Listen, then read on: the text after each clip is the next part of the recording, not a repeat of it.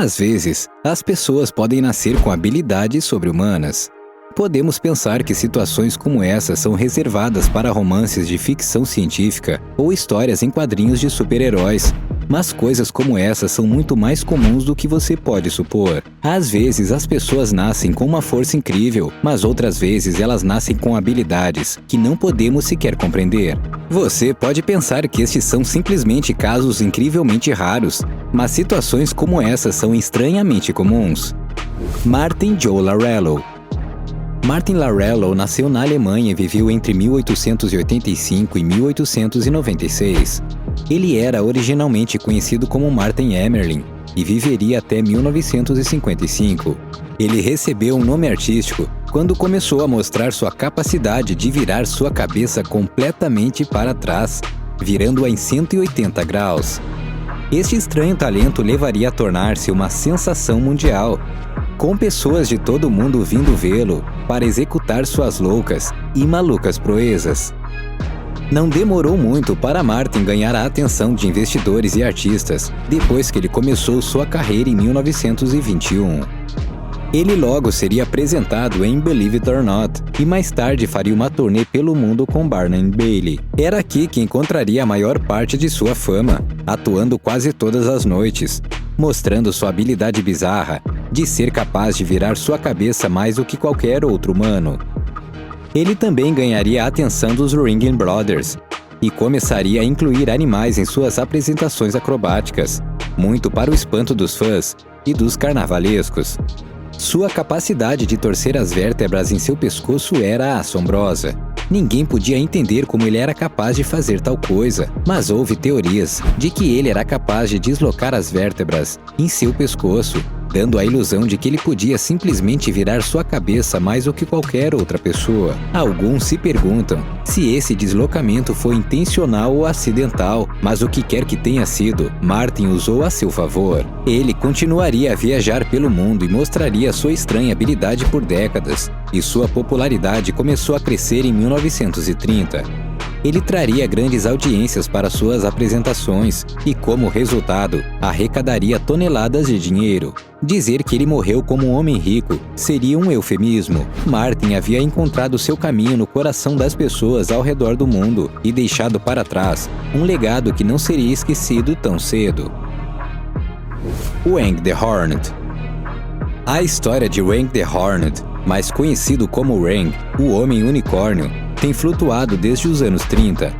Wang era um homem da China que tinha um chifre crescendo na parte de trás de sua cabeça, que media cerca de 36 centímetros. Ele foi descoberto por acidente quando um homem de negócios russo estava visitando a China e por acaso notou sua passagem. O homem russo tirou uma foto de Wang e enviou para Robert Ripley, o proprietário do museu Believe It or Not e sua série de livros. Na época, Ripley era uma das aberrações mais conhecidas do mundo, embora o termo aberração seja frequentemente usado de forma depreciativa agora.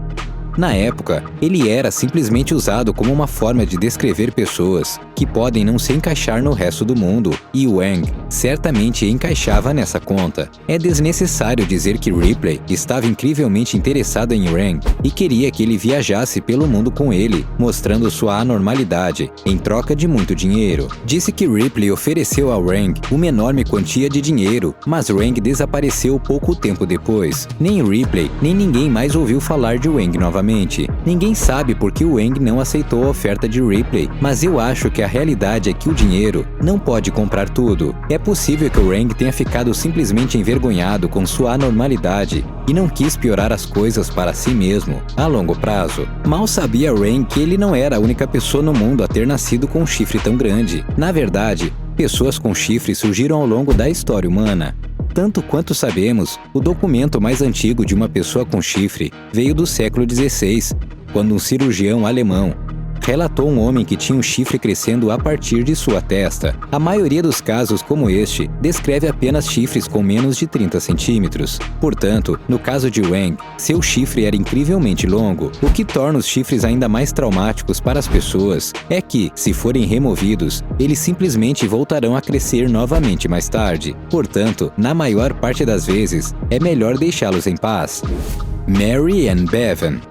A história de Mary Ann Bevan é incrivelmente estranha, trágica, mas ao mesmo tempo também emocionante. É realmente uma montanha-russa de emoções, para dizer de forma leve. Mary Ann nasceu em 1874 e foi considerada a mulher mais feia do mundo, embora eu tenha certeza de que muitas pessoas discordariam. Por alguma razão, seu rosto começou a se desfigurar conforme ela envelhecia, e a maioria das pessoas acredita que isso se deve a um hormônio de crescimento hiperativo, que fez com que o seu rosto continuasse a crescer depois que ela já havia saído da puberdade. Conhecida como acromegalia, o rosto de Mary Ann cresceria excessivamente grande, proporções estranhas, enquanto ela continuava a envelhecer, levando a desenvolver uma aparência incrivelmente masculina, que era grande demais para sua pequena estatura. Mas isso não impediu Mary de continuar com sua vida como de costume. Em uma virada surpreendente dos acontecimentos, Mary se recusou a deixar que sua desordem a atrasasse e estudou para se tornar uma enfermeira, fazendo um nome tanto para si mesma. Ela se saiu bem com sua família e daria à luz a vários filhos, ao lado de seu marido. Entretanto, ela perderia tragicamente seu marido apenas alguns anos depois, deixando-a viúva para o resto de sua vida.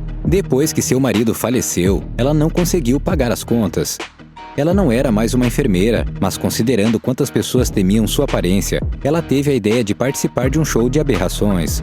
Essa seria sua ideia mais lucrativa até agora, e ela se apresentaria em shows de aberrações em todo o mundo. Na maior parte do tempo, não parecia que Mary Ann deixasse que sua aparência a derrubasse. Em vez de se sentir deslocada e triste consigo mesma, ela usou sua estranha aparência em seu benefício e viajou pelo mundo, arrecadando toneladas de dinheiro pelo caminho e entretendo milhares de pessoas. Este é um exemplo perfeito do velho ditado: a beleza está nos olhos de quem vê. Não, Mary pode não ter sido a mulher mais linda do mundo, mas ela continuou a usar sua aparência para ajudar os outros, dando-lhes um presente de riso, entretenimento e um show. Por todos os meios, Mary era uma mulher incrivelmente confiante, que se recusava a deixar sua doença levar o melhor de si.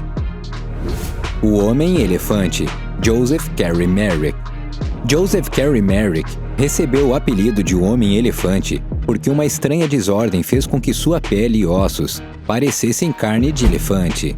Mais ou menos. É bastante difícil entender de onde veio o termo Homem-Elefante, porque sua pele e sua forma parecem mais com pedra do que qualquer outra coisa. Sua doença era tão incrivelmente severa que ela mudou a forma de seu rosto e fez com que seu osso crescesse a proporções inimagináveis, tornando seu rosto quase 2 vezes maior do que o tamanho de uma pessoa normal. Os médicos ainda estão inseguros sobre o que causou o estranho comportamento. Tanto quanto sabemos, ele provavelmente sofreu de um distúrbio genético que fez com que seus ossos continuassem a crescer muito mais do que deveriam. O distúrbio também parece ter afetado seus nervos e células da pele, deixando manchas terríveis em todo o seu corpo. Para piorar a situação, Joseph era um homem bastante pequeno.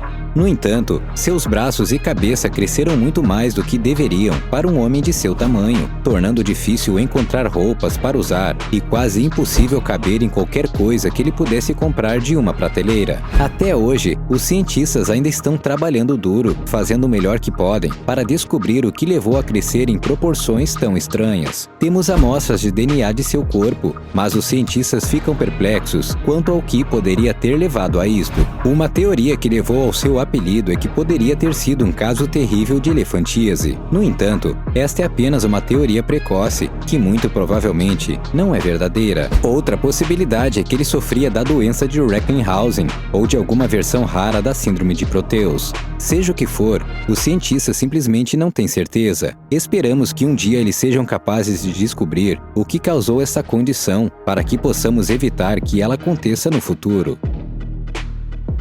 O Menino Bolha, David Vetter.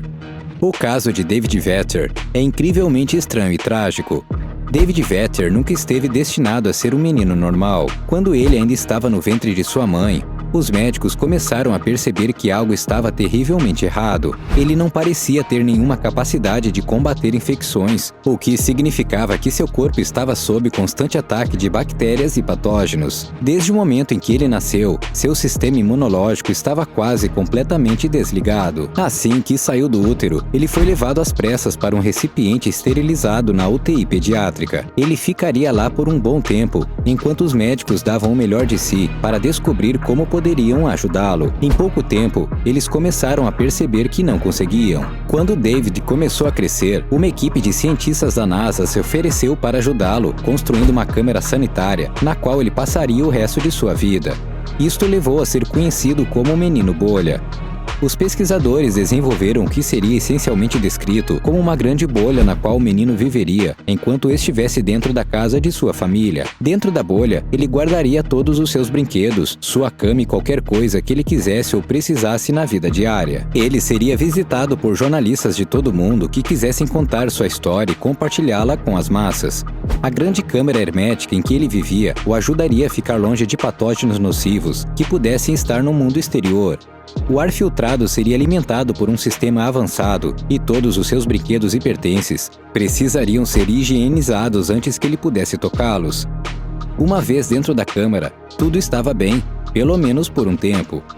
A parte difícil da condição de David é que coisas simples como comer uma refeição se tornaram super difíceis. A maioria de nossos alimentos contém alguma forma de patógenos nocivos, mas nossos corpos são naturalmente capazes de combater essas bactérias e nos manter felizes e saudáveis. No caso de David, não é bem assim. Algo tão simples como uma mosca pousando em seu purê de batata poderia significar um desastre para ele. No final, os médicos chegaram a um plano para curar sua condição. Sua irmã se ofereceu para lhe fornecer um transplante de medula óssea que ajudaria a estimular seu sistema imunológico e trazê-lo de volta aos níveis normais. Entretanto, logo souberam que sua irmã havia sido afetada por Epstein-Barr, uma infecção viral bastante inofensiva. Entretanto, para David, esta infecção inofensiva levaria ao fim de sua vida. Quando o vírus tomou conta de seu corpo, os médicos perceberam que não havia mais nada que pudessem fazer. Quando seu fim finalmente chegou, David foi autorizado a sair de sua bolha pela primeira vez em sua vida. Sua mãe teve permissão para beijá-lo pela primeira vez, no dia em que ele deixou essa terra. Embora alguns desses casos sejam obviamente muito mais trágicos que outros, é preciso admitir que algumas dessas pessoas nasceram com habilidades de outro mundo.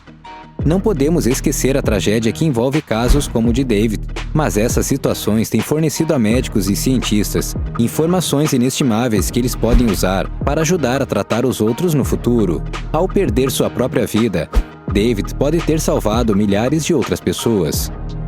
Obrigado por assistir. Não deixe de clicar no botão de like e tocar o sino de notificação para mais vídeos.